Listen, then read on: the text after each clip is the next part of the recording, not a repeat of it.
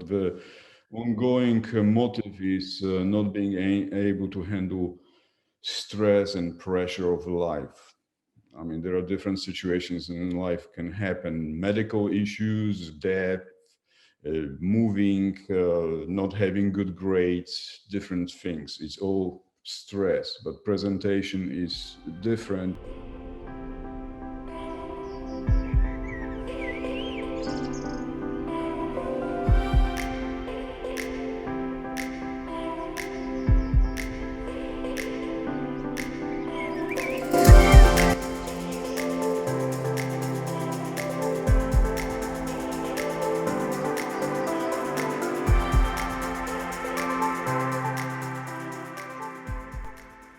Hello, my name is Nikhil Agarwal, and today we have Dr. Jerzey, who is a psychiatrist, and thank you for joining us today for this interview. Before we get started, could you talk a little bit more about yourself or introduce yourself a little bit more? I've been practicing psychiatry since 96, and I specialize in child and adolescent psychiatry. I also see adults, about 50-50, 50% adults, 50% children and adolescents. For how long have you been a psychiatrist for? I graduated from medical school in 92. I shortly practiced neurology and psychiatry for the last 6 years. Where did you first initially have your medical trainings initiated? It was in Poland. I started medical school in Poland, graduated from medical school in Krakow. It is Jagiellonian University. It was in 92. When did you come to the US? To practice medicine, I came in 96. For the more general questions, why did you pick psychiatry out of all the medical fields? Mostly, it was my interest in myself and others, and specific explanation. I practice neurology, which is related to psychiatry, and from neurology, I switched to psychiatry because of the interest. I think that's the main drive. Explanation why something is happening, why we react certain way, and how we are affected, what happens to us. Did you get your interest starting when you were in Poland, or did that only happen when you came to the US to practice medicine? It was slowly developing. I mean, in medical school, you're exposed to different fields, and medical school, I didn't have any clear goals about specific field of medicine. You're exposed to different parts of it: internal medicine, pediatrics, OBGYN, neurology, psychiatry, and slowly I was gravitating towards the neurology and later psychiatry. What do you do as a psychiatrist, and how is it different from being a psychologist? The difference between psychologists and psychiatrists is psychiatrists have a different training, is exposure to, I mean, you go to medical school and you have medical training, and I mean, I think understanding of physiology and brain is on different level, and at the same time you can use different tools like prescribing medication, using different forms of treatment. You can use ECT, TMS, and different forms of treatment which are not available to psychologists. It's mostly psychotherapy they specialized in. So the difference is you have medical background, and psychologist is based more on psychotherapy.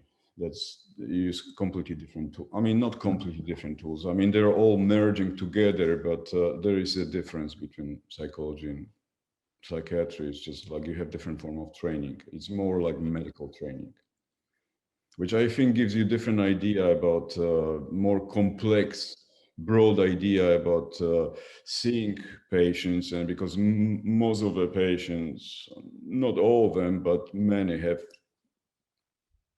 different medical issues, which everything is connected. The way we feel, our body, mind, brain, our body is connected. So it's all, everything is together. So medical problems affect the way we see ourselves and life, and our mind affects our medical issues. So it's all connected, interconnected. So it's just different. I think it's different approach, more in depth, I think, from my perspective. So, as a patient, if they were to walk into your office, or if they were walking in for an appointment for the first time, could you maybe explain a little bit more about how that first experience would be when you're having to deal with a patient who is a first-time patient? Typically, I have to know somebody, and it's on different levels. There are different levels of knowing somebody. So I usually take detailed developmental history, starting from genetics, before conceptions, the pregnancy, developmental history, and going into different stages of life from the childhood, adolescence, and adults. It depends what stage of life somebody has is at. And at the same time, mostly using for practically everyone psychological testing, which helps me to understand more in depth psychological issues, personality problems, different forms of symptoms. It's more broad, structured way of knowing somebody. So that's my typical evaluation: is conversation, history, presentation, and more in-depth psychological testing.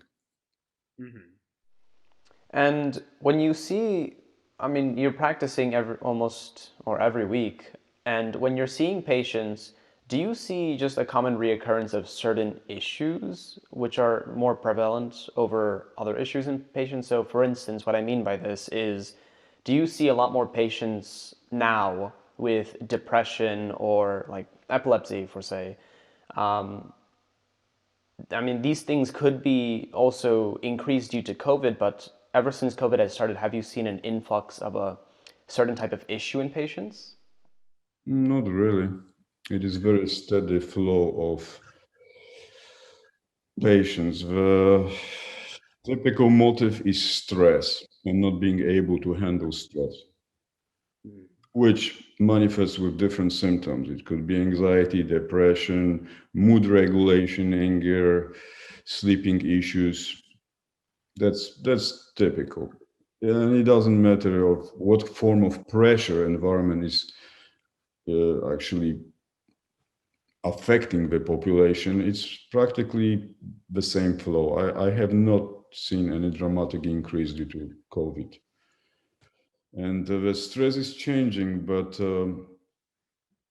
usually it's very similar presentation. I mean, there are different forms of presentation, but the ongoing motive is not being able to handle stress and pressure of life.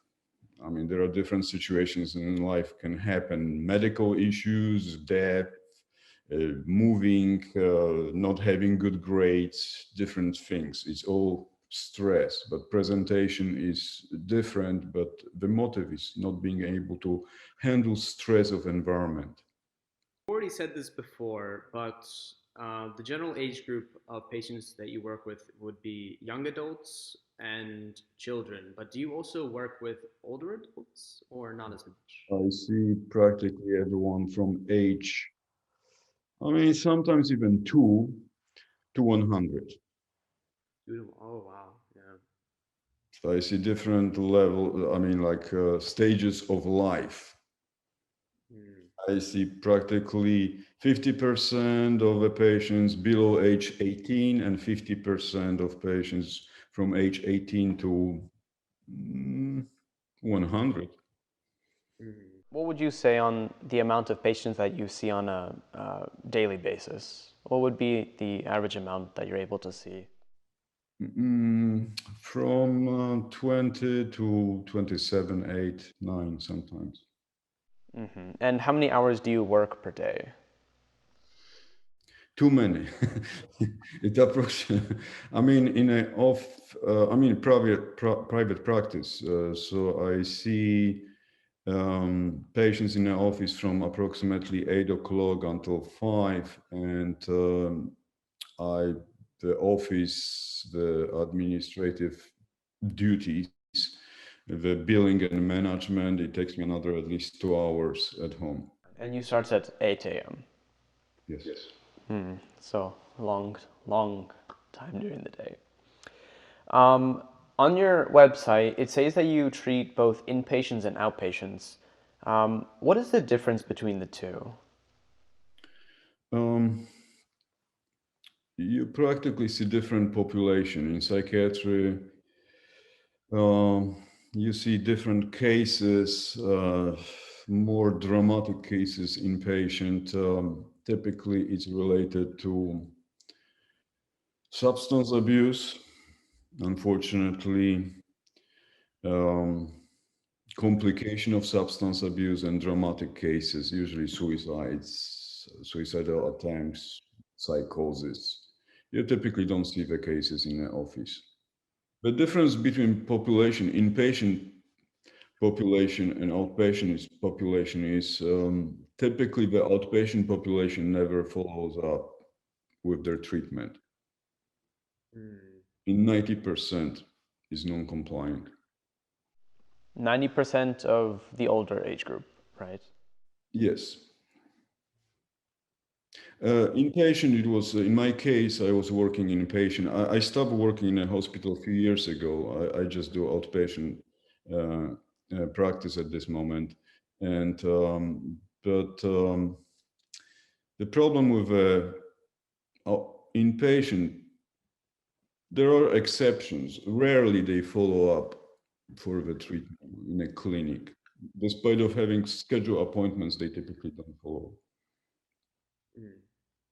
Mostly it's because of severity of the problems and substance abuse and different correlated problems. So, I mean, that's nature of the problem. Because typically the treatment can be very effective, but I mean, I have to be compliant with it. You talked about substance abuse. To the people watching this, they may not know what it is. Could you maybe explain what substance abuse is? Abusing alcohol and any form of drugs, starting from opiates to design drugs, spice, marijuana, different forms of design marijuana forms, which here in Florida you can practically buy on gas station. Kratom, that's the newest thing, Kratom. Not the newest, over the last few years. Which you can see the waves of admission to the hospital. So there's increased amount of patients who are suffering because of overusage of kratom who are coming to the hospital? Yes, they typically are brought to the hospital against their will. In case of psychiatric hospitalization, most of, actually 99% of the patients are admitted to hospital against their will. And does this, so for instance, they're being brought against their will, but is this because the drug is interfering with mental processes, or in what way do these different substances actually affect the brain? I mean, they're incoherent, intoxicated, psychotic, or they threaten to kill themselves or others. And practically every state in US, they have a law that if somebody is threat to themselves, I mean, they threaten suicide or threaten somebody, they can be admitted, or they cannot take care of themselves because of the psychosis, they can be admitted to psychiatric hospital against their will. For in Florida, it's called Baker Act, and they can be admitted for 72 hours. What would be the hardest part that you find about being a psychiatrist? I, I think it is frustration with non-compliance. when they're not coming back for further evaluation or treatment, right? No, they're just going back into the same patterns. And when you see somebody who is going back to the same patterns, is there anything you can really do to help them, or is it really just you can't really do anything at that point?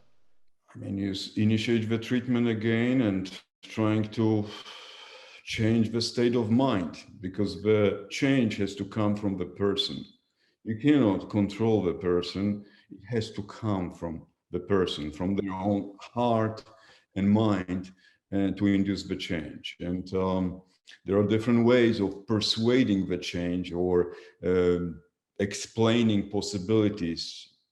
Sometimes it works, sometimes it doesn't work. You were already talking about patients, like just this previous question, who don't come back to treatments or they just go back to old patterns. But how do you deal with patients who just disagree with your diagnosis or refuse to take treatments at all?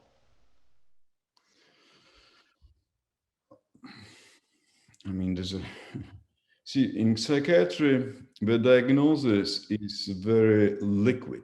I mean, everything is changing very quickly, and you just have certain plan. In my case,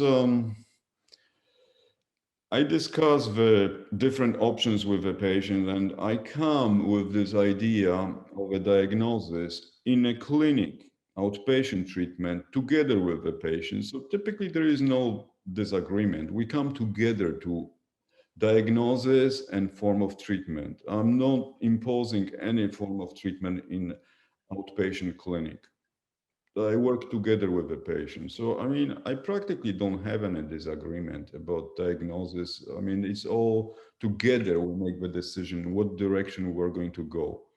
In a hospital, many times most of the time, you deal with patients who then they don't have any insight or they're not in the state of mind to make the decision. So you have to direct the treatment. And that sometimes leads to different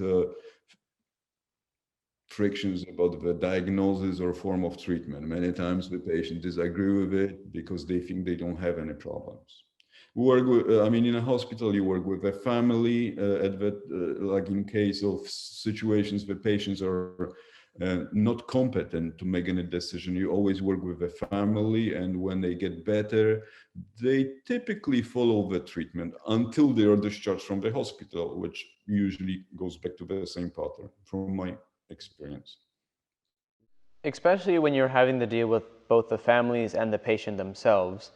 Have you seen that if there's any special skills that a psychiatrist like needs when being or working with his people? Like, for instance, having a increased amount of stress tolerance or having a lot of compassion and empathy. There isn't a specific skill. You just have to be human being, and you just deal with the misery of life and sufferings, and you're trying to help. That's the direction you're going. And I mean, I don't think there is any specific skill or personality trait or anything unique for the field. And when you're seeing patients, well, especially through COVID, a lot of patients are being seen online. Do you meet patients through like televisits? Or what do you think about these televisits? Do you think that they are as good as in person patients? So like when a patient comes to meet you in person, or is it a little bit more difficult to communicate and find the problem online? I never see the patient, rarely see the patient initial visit online. Initial visits are always in person because I think there is a dramatic limitation. I cannot explain it why, but I mean, there are many possible explanations, but there is a dramatic difference between online visit and in-person visit. And what would you say that the biggest difference between the two is? don't have the feeling so much. The feeling is not so deep. I cannot explain it. It's just different. Mm. A level which it is unexplained, I think. Mm. I have many patients, they prefer to go in person. They don't like any visit. I mean, and I understand. I mean, initially, it was very difficult for me to adjust to the televisits, but I adjusted slowly. But I think it's very limited. I don't think you can substitute human interactions through online visits. Thank you for sharing more of like the general information of what you do, how you deal with patients, and just the general things about being a psychiatrist. We'll now be talking a little bit more of like the personal questions about you. Um, First of all, is that okay with you? Yes. Yes. Yeah. Um, so first of all, as a psychiatrist, what does it take to run your own clinic? So clinical work is mostly, I mean, that's seeing patients, starting treatment, follow-ups, initial evaluations. In case of administrative work is organizing everything from computers to software, electronic medical records, billing, scheduling,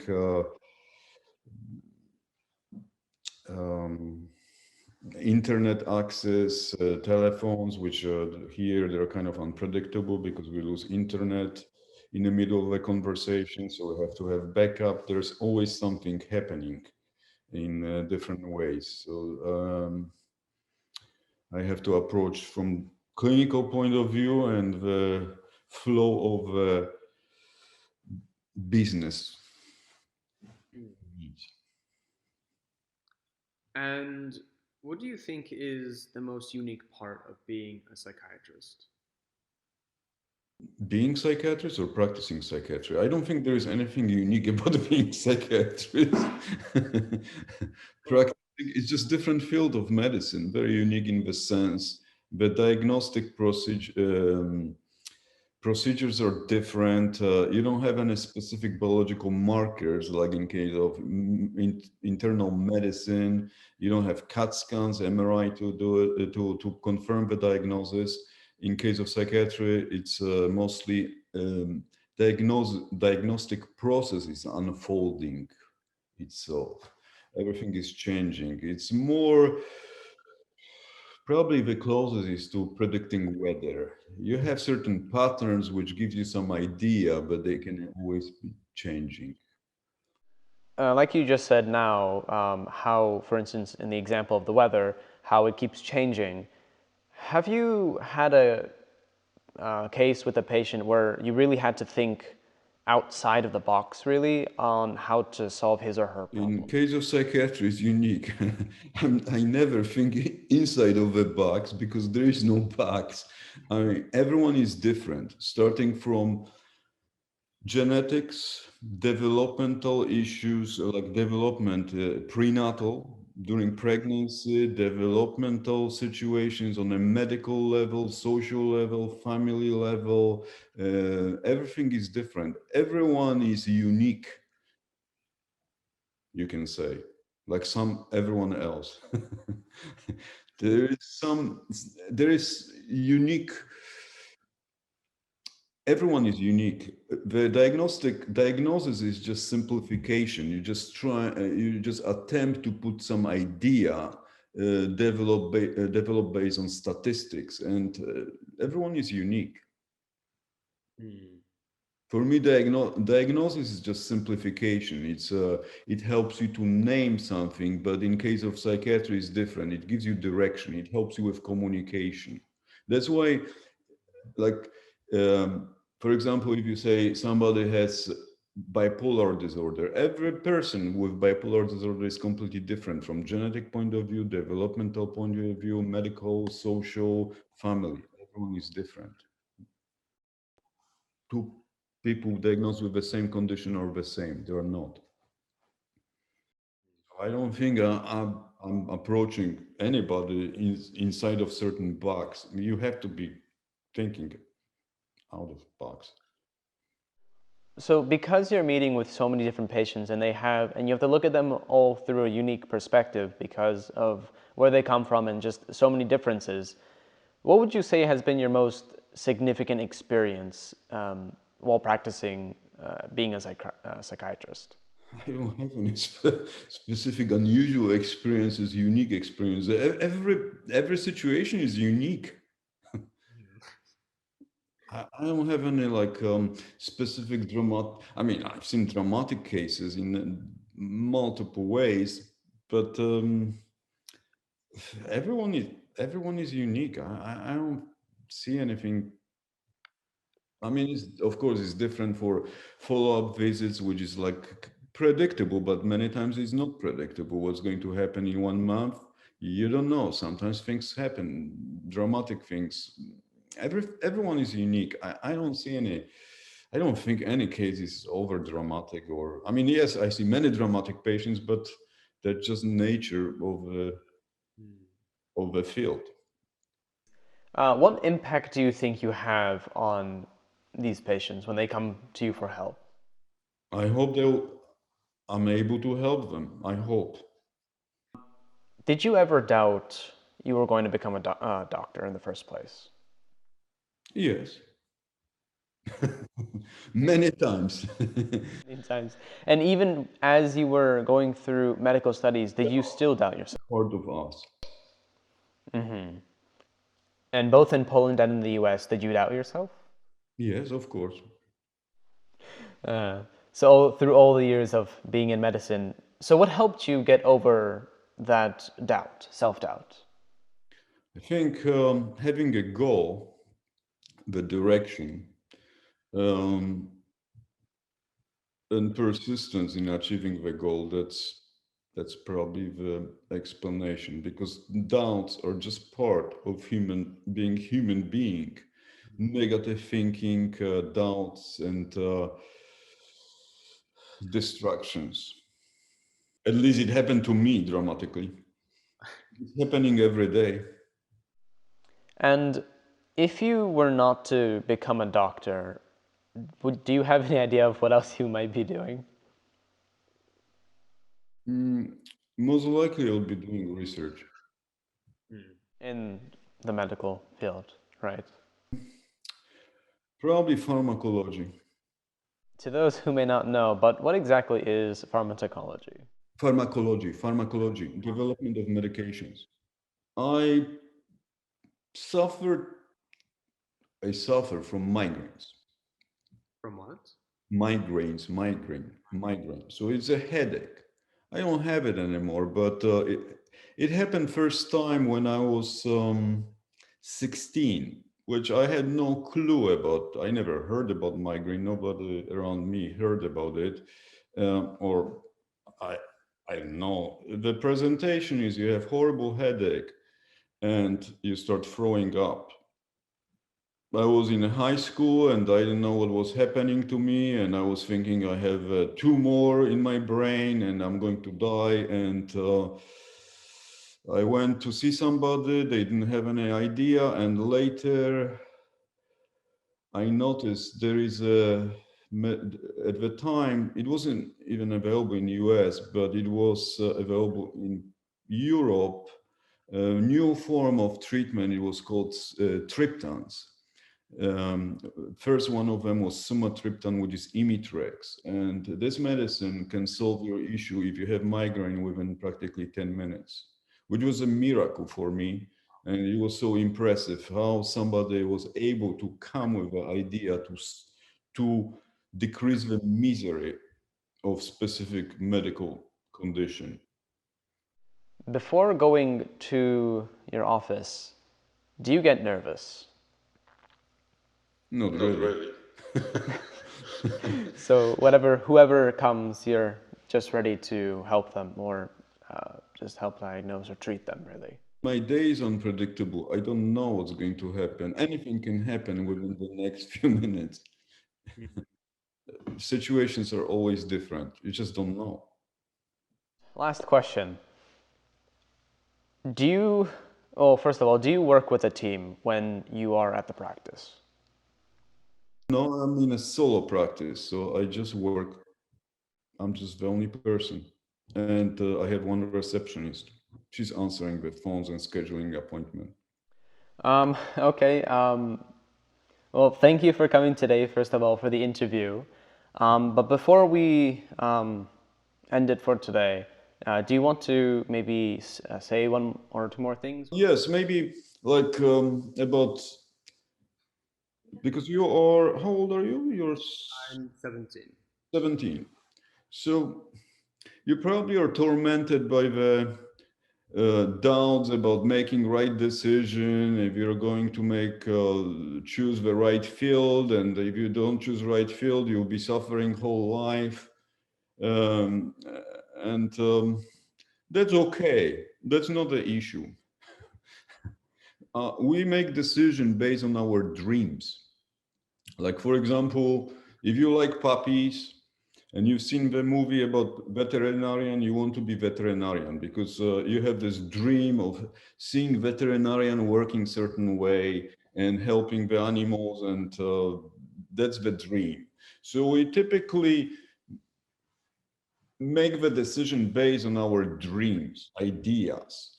The thing is, life is completely different, at least my life, reality is different than my dreams. My dreams are crushed every day by reality. Reality is always different. So the thing is, doesn't matter what you choose, what field, all of them, they become interconnected in life. The longer you live, you see that they are connected to different fields. You just have to be very good in the field you choose, and everything will be okay. The more advanced you are in knowledge, you see that connection. It does not matter what field you choose. At this moment, the only thing you need to do is to have good grades and go to the best school you can possibly go. And you will see how life is going to be, and you'll be always changing, adapting. If you don't have good grades, if you don't have very good school, you have less options, fewer options. So more so of do whatever you can, just worry of doing your best.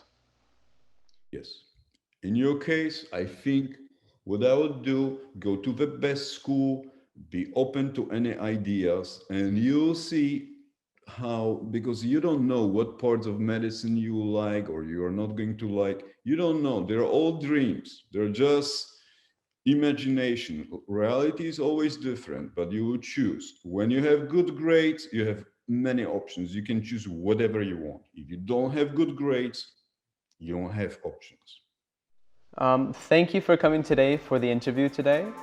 And yeah, that's it.